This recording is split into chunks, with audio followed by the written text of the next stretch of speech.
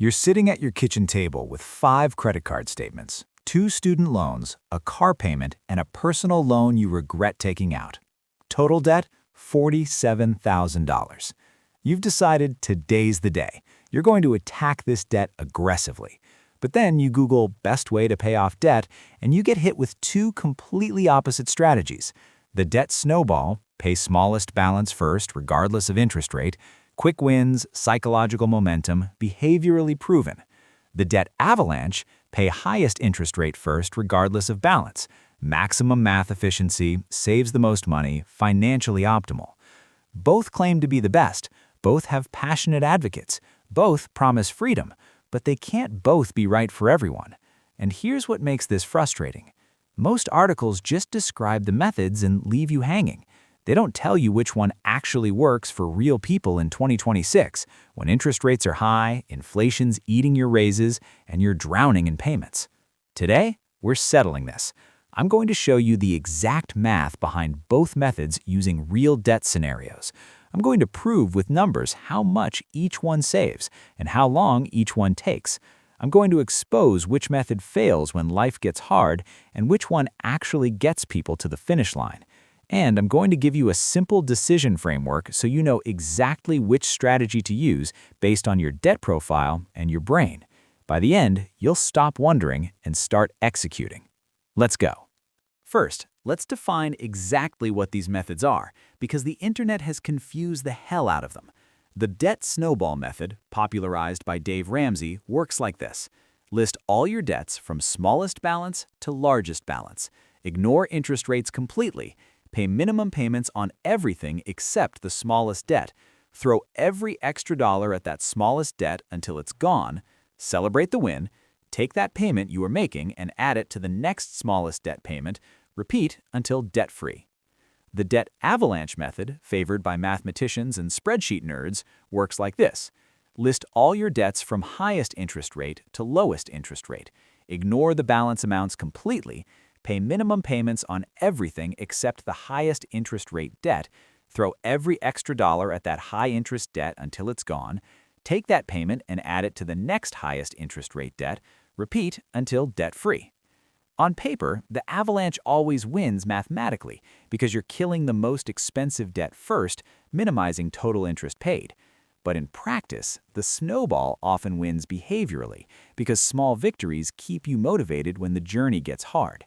So the real question isn't which is better. The real question is which one will you actually finish? Because the best debt payoff plan is the one you complete, not the one that looks best in a spreadsheet. Here's the brutal truth nobody tells you. Most people who start aggressive debt payoff fail. Not because they're lazy, not because they don't understand math. They fail because debt payoff is a marathon that requires sustained motivation for years, and most strategies don't account for the psychological warfare that happens between month 6 and month 18, when you're sick of being broke, your friends are on vacation, and your debt barely seems smaller. The villain here isn't high interest rates or big balances. The villain is the motivation gap. The gap between your excited day 1 self who makes a spreadsheet and sets goals and your exhausted month 12 self who's wondering if this sacrifice is even worth it. Snowball addresses this gap by giving you frequent wins. Avalanche ignores this gap and assumes you're a robot who only cares about optimal math. And here's what the data shows. According to studies on debt payoff completion rates, people using the snowball method are 15% more likely to complete their debt payoff journey than those using Avalanche, despite paying more in total interest. 15%. That means if 100 people start each method, 82 snowballers finish versus 71 avalanchers. The avalanche quitters paid less interest while they participated, but then they quit and stayed in debt for years longer or forever. So they won the math but lost the war. Let me show you the actual numbers with a real scenario. Meet Jason, age 31. Total debt, $47,000 across 8 accounts. Credit card 1, $3,000 balance, 21% interest, $90 minimum payment. Credit card 2, $8,000 balance, 18% interest, $160 minimum. Credit card 3, $12,000 balance, 22% interest, $240 minimum. Student loan 1, $15,000 balance, 6.5% interest, $170 minimum. Car loan, $6,000 balance, 7% interest, $210 minimum. Personal loan, $3,000 balance, 15% interest, $110 minimum. Total minimum payments, $980 per month. Jason can afford $1,300 per month toward debt. That's $320 extra to attack with. Let's run both methods. Snowball order. Credit card 1, $3,000. Personal loan, $3,000. Car loan, $6,000. Credit card 2, $8,000. Credit card 3, $12,000. Student loan, $15,000. Avalanche order. Credit card 3, $12,000 at 22%. Credit card 1, $3,000 at 21%. Credit card 2, $8,000 at 18%. Personal loan, $3,000 at 15%. Car loan, $6,000 at 7%. Student loan, $15,000 at 6.5%. Using a debt payoff calculator with these exact numbers, Snowball method, debt-free in 42 months, 3.5 years. Total interest paid, $14,200. Total paid, $61,200. Avalanche method, debt-free in 39 months, 3.25 years. Total interest paid, $12,800. Total paid, $59,800. Avalanche saves $1,400 and finishes 5 months faster. That's the math victory everyone points to. But here's what the math doesn't show. Under Snowball, Jason gets his first win in 3.7 months when credit card 1 is paid off. Second win in 6.8 months when personal loan dies. Third win at 12 months when car is gone. 3 wins in year 1. Under Avalanche, Jason attacks the $12,000 credit card 3 for 14.6 months before seeing his first account close. 14 months of grinding with 0 psychological wins, just watching a big balance slowly decrease while still making payments on 7 other accounts. Now let's add reality. Month 8, Jason's transmission fails. $2,000 repair he can't avoid. Under Snowball, he's already killed 2 debts. He has momentum. He takes the hit, adjusts, keeps going. Under Avalanche, he's 8 months in, still has all 8 debts open, hasn't closed a single account, and now he's adding emergency debt or pausing progress. Statistically, this is where people quit. They think, this isn't working, even though mathematically it's optimal. The psychological defeat of still having 8 open debts after 8 months of sacrifice breaks them. Snowball users at month 8 have 6 debts left, 2 wins on the board, and enough momentum to survive setbacks. The data backs this. Harvard Business Review studied debt payoff completion and found that the number of accounts closed was the strongest predictor of continued progress, stronger than amount paid or interest saved. Each account closure triggers a motivation boost that carries you through the next phase. Snowball weaponizes this psychology. Avalanche ignores it. But here's where it gets interesting. The math gap between methods shrinks dramatically based on your debt profile.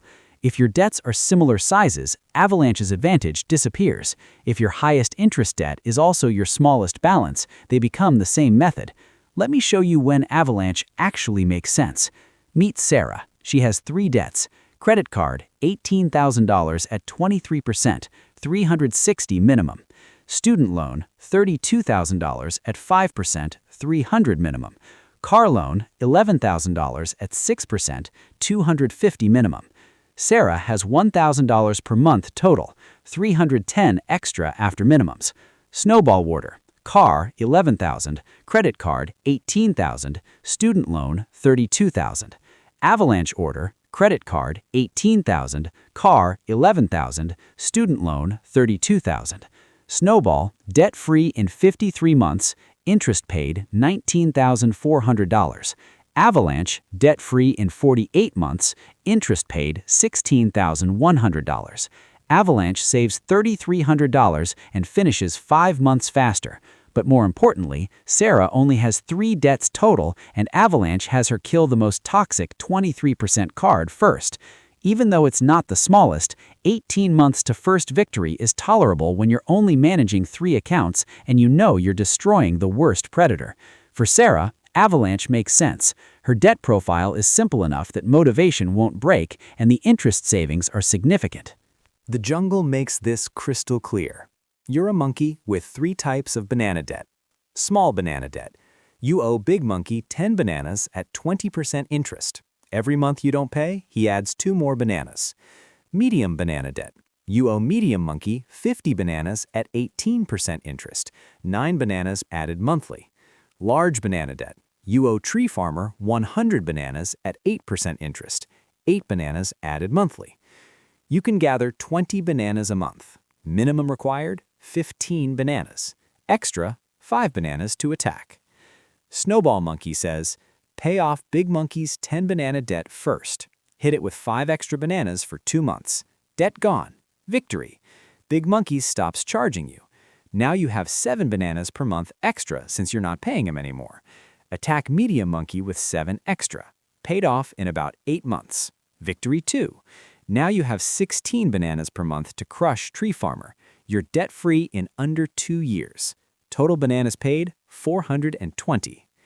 Avalanche says, Big Monkey charges 20%. Medium charges 18. Both higher than Tree Farmer's 8. Attack Medium first, since his absolute interest growth is biggest. 9 months of grinding. Finally kill Medium debt. Victory 1 after 9 months. Now attack Big Monkey. 2 more months. Victory 2 at 11 months. Now attack Tree Farmer. You're debt-free in 21 months. Total bananas paid, 405. Saved 15 bananas. Here's the humor. Snowball Monkey and Avalanche Monkey argue in the jungle. Avalanche Monkey points at his 15 saved bananas. I'm richer. Snowball Monkey points at his mental health. I had 2 wins by month 3. You didn't celebrate until month 9. Avalanche Monkey. But math. Snowball Monkey. But I actually finished. 3 of your Avalanche friends quit at month 7 and still owe Tree Farmer. Avalanche Monkey has no response because it's true. The most efficient path doesn't matter if you don't walk it. The jungle doesn't care about your spreadsheet. It cares about whether you're still in debt at the end. And behaviorally, quick wins keep monkeys from giving up and going back to the plantation job forever. Now let's talk about the hybrid method, because you don't have to be pure Snowball or pure Avalanche. Meet the debt avalanche with a Snowball start. Here's how it works. If you have 1 or 2 debts under $1,000, kill those immediately for quick wins, even if they're low interest. Then switch to pure Avalanche for everything else. This gives you the psychological rocket fuel of early victories without sacrificing much math efficiency. Example, Jason's debts from earlier, but modified. He still has credit card 1 at $3,000, 21%. But he also has a small store card with $400 balance at 19% and a medical bill at $350, 0%. Hybrid method, crush the $350 medical and $400 store card in first month. 2 immediate wins, momentum established. Now switch to Avalanche for the remaining debts, starting with highest interest. This hybrid costs maybe $200 more in total interest than pure Avalanche, but maintains motivation. It's optimal for people who need 1 or 2 fast wins to prove to themselves they can do this, then have the discipline to follow math after. Here's the decision framework. Use Snowball if you have more than 5 debts, you've tried debt payoff before and quit, your highest interest debt is also your largest balance, you know yourself and quick wins motivate you, your interest rates are relatively similar across debts, like all between 15 and 22%. Use Avalanche if you have 3 or fewer debts, you're highly disciplined and motivated by math, your highest interest debt is small to medium size, the interest rate gap is huge, like 23% versus 6%, you can handle delayed gratification.